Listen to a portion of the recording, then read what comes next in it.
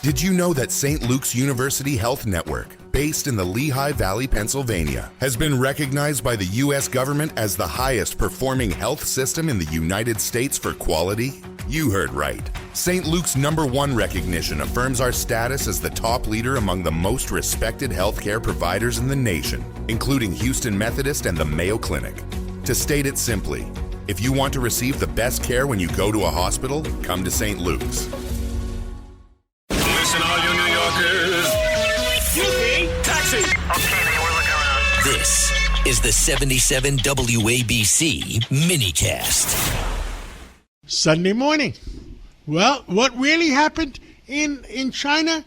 Well, there's one guy that works 80 hours a week for Fox News and WABC.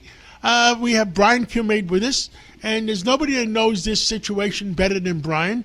Well, Brian, what the heck is going on? Give us your pulse of what happened in China with the president and what's happening.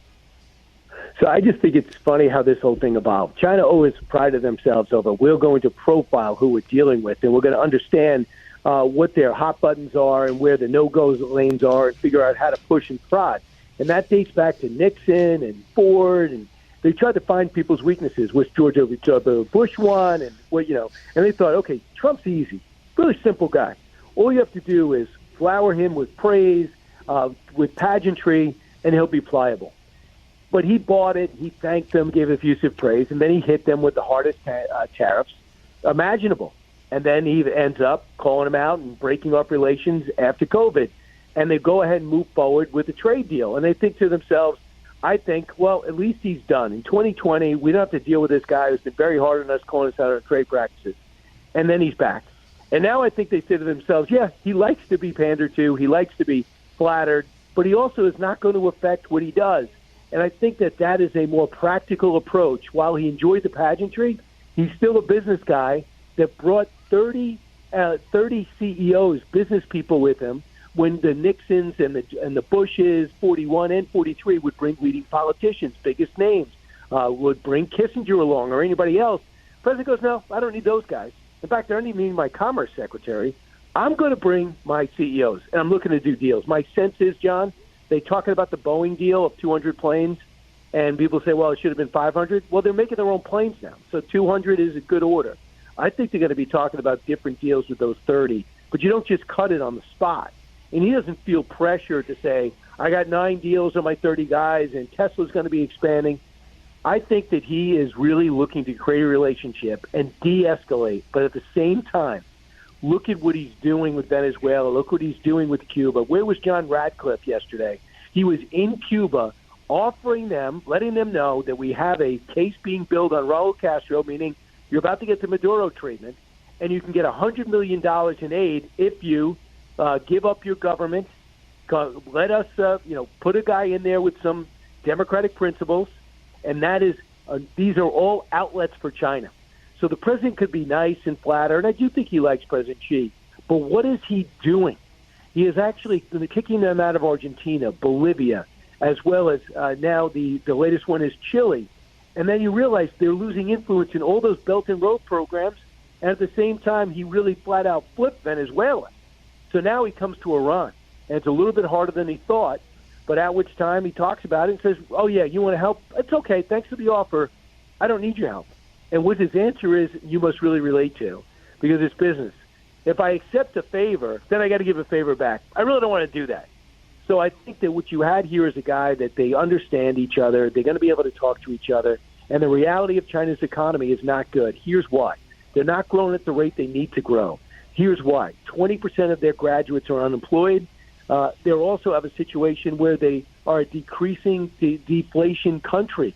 So they do not have enough people to fill their jobs. There was a single male policy. They were killing infants if their first baby was a girl because they wanted it to be a boy. And because of that, after 40 years, they have no women, and they got a decreasing population. This is a declining power. And I think Trump realizes it, and I think that she realizes that Trump realizes it. So I think the ground has been set. The respect is there. He showed them respect. That's their big thing. And I think that this is going to be a very interesting next 6 months. But now the story is going to be what happens in Iran. That was the semifinals. The finals is Iran. And you're right. I think he knows that the most important thing to President Trump is the November elections. And it depends how China wants to play this whole situation. Do they want President Trump in as full power, or do they want the Democrats to reduce his power?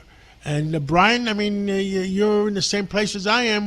What's your pulse on that? Well, I see. That's the thing. They got to watch it, because if they play a role in it, let's say decide we are not going to renew our pledge to deliver these rare magnets that they have and the other rare earth, that would send our economy into a tailspin. They play that card, and the president will know, I'm staying here for 4 years. Whether I have Congress or not, you're trying to go out of your way to make sure I don't. So then the president will have to recalculate this whole thing. My sense is that they return the visit in September. I think it's going to be relatively smooth. I think that judging by how Iran comes out, and if we could turn that around as a country, not turn that around, finish them off as a country, we watch oil and gas prices go down. And I think that you're going to see the President of the United States do something not many people thought possible, but it should have been done earlier. One of our best customers, John, I know you in the refinery business might appreciate that, is going to be China. They're going to realize there's really no downside to buying oil and gas from us, except you got to pay full price. And it's closer, and it's dependable. And you got natural gas. I mean, what we can do, and it's a quicker trip. And that would be something else that America could do good, solid business with.